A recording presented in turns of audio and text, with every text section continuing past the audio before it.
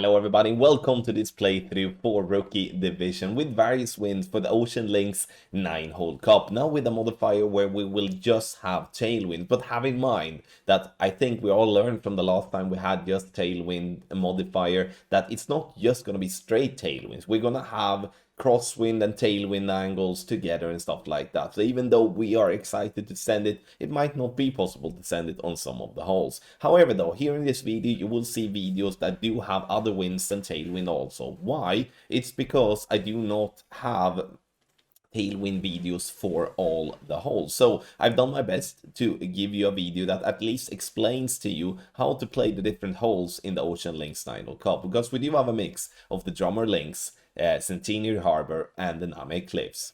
If you do want to take the next step in your game, you go to patreon.com/golfclashtommy. You have the link in the description down below, or you scan the QR code here on the screen. There you can find packages for any game mode in the game. Follow the info box on the right hand side for the club distance adjustment and the elevation, ball type and club type that I do suggest you to play with. Have in mind those are suggestions and you don't have to follow it if you don't want it, but there is always a plan behind it. But last but not least, hit the thumbs up button, subscribe to the channel and turn on the notifications. And now we're going to hole number 1.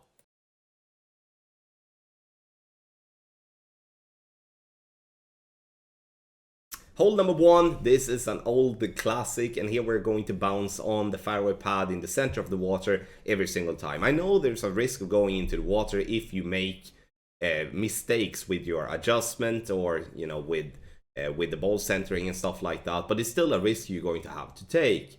And that is, the reason for that is that if you're going to have to lay up on the right hand side, the problem we're going to have with that is that we are going to have a long short iron or a short long iron towards the pin, and that's going to be miles more difficult to drop than if we get the ball to be around the green. Maximum distance plus 15. Don't use too much topspin because then you risk rolling over the green completely. You want to use the perfect amount, which is going to be somewhere between 1 to 3 bars of topspin to get the ball to green and then have a simple putt. One thing to have in mind here, that if you have your ball to just roll onto the green or to be just at the end of the green, then you will have an impossible putt. Unfortunately, you can't putt as long as you want when it comes to Golf Clash, and that is something to have in mind when you're playing this par 4, because that has unfortunately happened to myself and many other players not paying close attention to it when we have been playing this short par 4.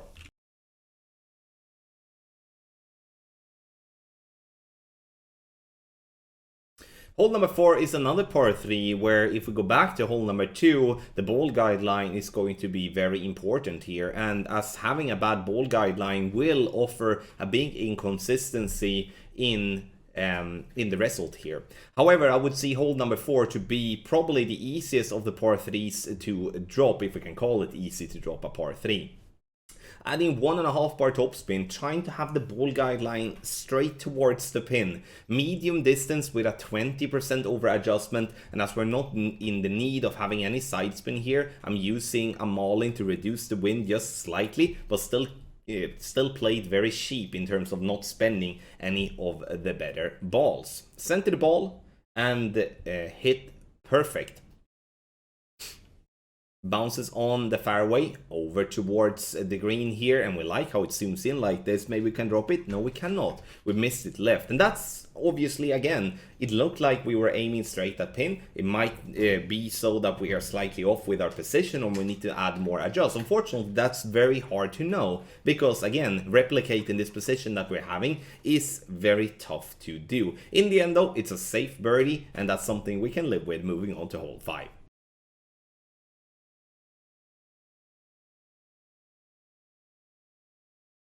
Hole number 9, another tough par 4 here of this beautiful course, and what I'm looking for here now is to use my driver with the most power possible. The goal here is to clip the rough with the second bounce, and therefore I'm not using all the topspin that I do have on this club. 2 left spin, and whatever topspin that gets you to have the second bounce to be just by the edge of the rough line with a crosswind. If you do have a headwind, I would recommend to have the ball guideline to show that it will bounce on the fairway. And if we do have a tailwind, I would recommend to show so the ball guideline is having the second bounce to be in the center of the rough instead. All about compensating for the wind push that you have with a different type of wind angle. Maximum distance plus 20 is what I'm playing off tee. Second shot, now we're going to play a rough bump if we do want to play aggressive, because there is an absolute massive funnel there, and that's something that we will definitely take an advantage of. If you do not feel confident with playing for the rough bump here, you can see how massive this funnel is when I'm wiggling left and right and the ball guideline is not moving away from the hole. That's what we classify as a funnel, which will give us a much easier time to drop this shot. If you do have a sniper 9 or 10, that's gonna be obviously a big bonus as you have more yards. But once again, if you do not feel confident with this type of play, then bounce on the fairway on the side, land the ball on green for a much less chance of an albatross, but it will always be a safe eagle. Because if you do make a mistake here and you miss the rough, then obviously that will cost you. But for the best possible chance for an albatross, you're going to have to push for the rough bump here. I'm not going to say that we're going to drop that one all the time, but it's definitely going to be the best chance for us every single time. You can see I'm very unlucky getting a 180 around the hole, but the next time I might drop it. But I would say, once again, the rough bump, best possible chance for an albatross on a tough par 5 such as hole number 9.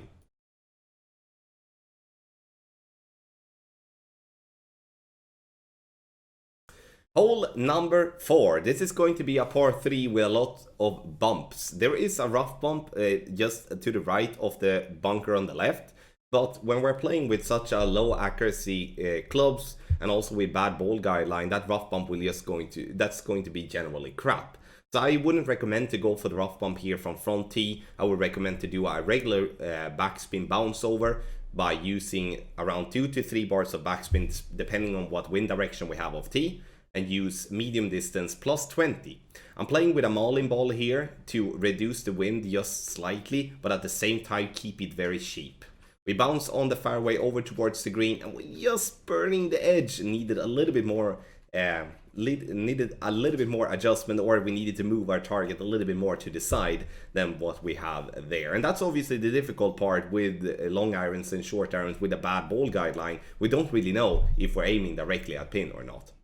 Take your game to the next level with our Ultimate Tournament text guides for the Ocean Links 9-Hole Cup Expert and Master Division. As always, we are providing 9-Hole Cup guides for Expert and Master Division, qualifying round guide, and also then a final round guide. Both of the guides do provide shots for free-to-play balls, but also for paid balls for those that do want to mix and match or just do one of the other. Of course, we do have other stuff on Patreon. We have a platform that offers something for every game mode. So if you're looking for Checkpoint Challenge, Tour Play guides, 18-hole tournaments, 9-hole cups, we have you covered. Scan the QR code here on the screen or use the link patreon.com/golfclashtommy that is in the description down below, and then you will go to the page with all the packages. If it becomes difficult to choose choose a package, you can always contact us at support@golfclashtommy.com or hit me up on Messenger or Telegram. So start your journey and become a better player with our guides now for the Ocean Links tournament.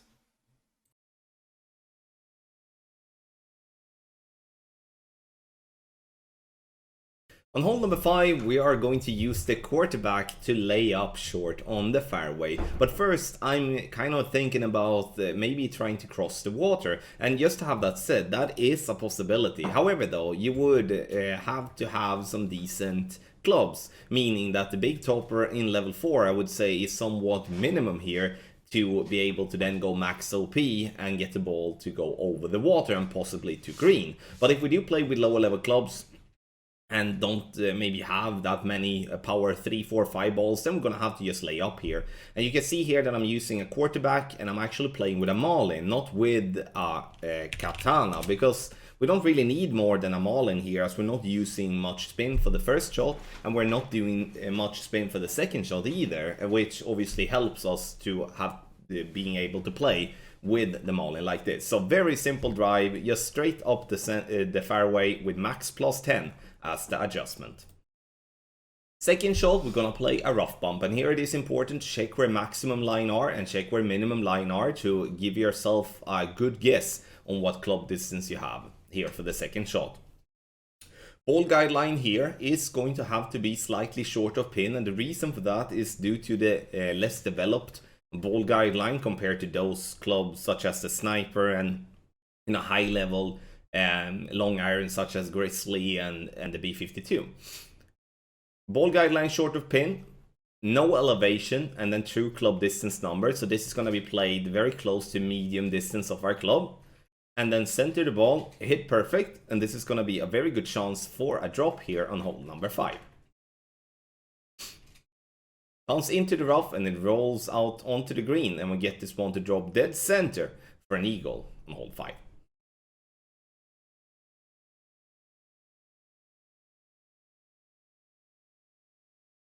Hole number 3 is a tough par 5, and anything else than an eagle here is going to be a big bonus. We start with the quarterback here when we do have crosswind or a tailwind, because the thing here now is that we do want to get this ball to be as close to the rough line at the top on this first fairway.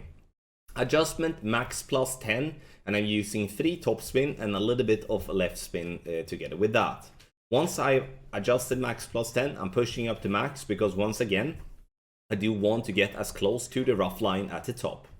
Those of you that has played the Drummond Links hole number 3 before know that you can play over to the right hand side. Unfortunately, I don't believe that's the best way to play, because it's still not going to offer you a better chance for the Albatross, and it's more going to offer you a tough drive, as not every club, especially when we're playing with lower level clubs, will have the curl enough to get the ball as far down the fairway on the right as possible.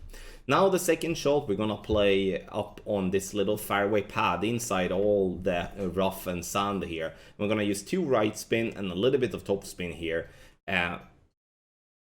Minus 10% elevation is what we're gonna use, and we're gonna play somewhere between min and max line. And to be completely honest, it's gonna be more towards the max line than than what it's going to be towards the min line. And that is something that I do think is very important to have in mind.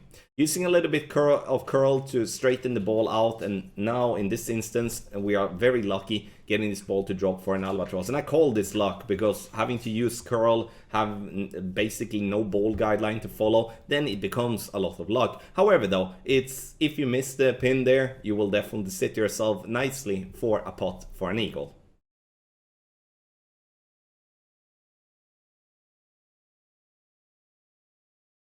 Hole number 7, there is tons of value in pushing hard here to get over the water. However, if you do have a headwind, it's not possible if you're not having a really good club and a good ball. But here you can see we have a slight tailwind. I'm using the big topper, using all the top spin to allow myself to have an easy time, even if I do hit great, to not go into the water. You will most likely in tournament and also in tour play see your opponent drop their shot into the water sometimes, trying to be too aggressive and not really thinking twice, especially in headwinds.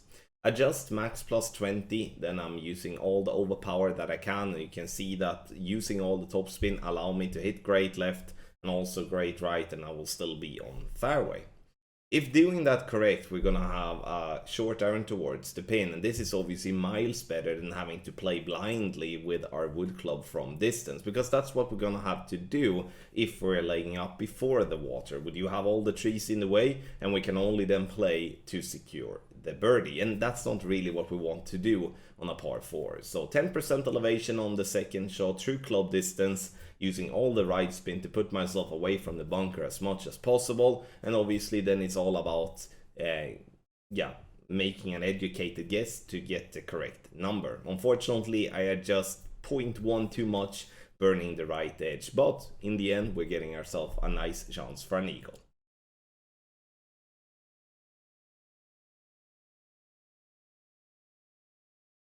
Hole number 7 and the final of the par 3. Unfortunately, playing the rough bump there further up than what we are is very inconsistent. And I would say that this is a massive disadvantage for those of you that are playing from front tee compared to those of you that are playing from second and third tee, because the second and the third tee are positioned way more right. You can see the second tee there in the far distance, and then you have a different angle towards the rough bump and can therefore play into a massive funnel. But we can't do that from the front tee. We're going to have to play more to the left, and we're bouncing on the fairway to get over towards the green. And once again, we're playing with a long iron with a bad ball guideline, so it is impossible for us to know if we're aiming towards the pin every single time.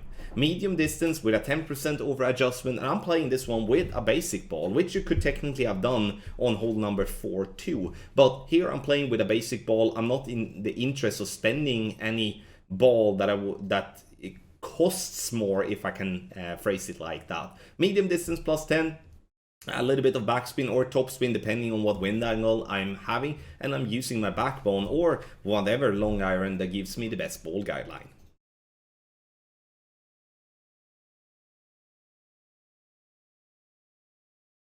For hole number 3, we're gonna play one of the tougher par 5s there is in the game, in my opinion, and that's because even if we do the drive correct, it's still going to be a difficult second shot to get to the green area. And this is a par 5 where we are not playing for the albatross. We're playing for a safe eagle, and the way we do it is to try to get this ball to be as far up the fairway on the right possible.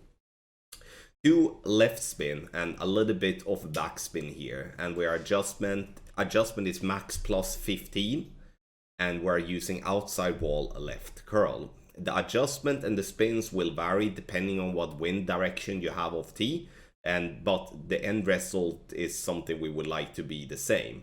Now you can see that I'm sitting there on that slight uphill slope. I want to be a little bit longer up, because what's going to happen now is that we are so dependent on tailwind if we're going to reach to the other side. And now we do have tailwind for the sake of the example, and then you can decide to do two things. If you do have a lot of backspin, meaning that you do have at least 6 bars of backspin, you can go directly at green, just land it there and be done with it. If you don't have that, and you have another club such as a big dog here that doesn't have the backspin, but it does have the power, we want to do a rough bump out towards the green. The rough bump obviously is a bit more riskier, as if you misjudge, you might stay into the rough and stuff like that. But the same type of thought with the backspin on green should be from the rough, that we're playing for a safe eagle and just to be done with it. So try to avoid thinking that this is going to be an albatross. Play the ball to green and get yourself the eagle. If you have the possibility to play with something that is better than a power 3 ball, such as a power 4 ball or a power 5 ball, then use that, because that will minimize the need of overpower on the second shot, and especially if you do have a crosswind or a headwind, that will be very helpful. Thank you so much, everybody, for watching this playthrough for Rookie Division with various wins for the Ocean Links 9-hole Cup, a modifier where we will just have tailwinds. So have that in mind. When you have watched this video, you will see different wind directions than what we may have in the tournament. But these videos are to give you an idea on how to play the different holes, regardless what type of wind direction you have. Scan the QR code here on the screen or go directly to patreon.com/golfclashtommy to sign up for any of the Checkpoint Challenge, Tour Play Guides, 9-hole Cup or 18-hole tournaments. Like you hear, we do have something for everyone. Thank you once again for watching, and I wish you the best of luck in your Golf Clash game.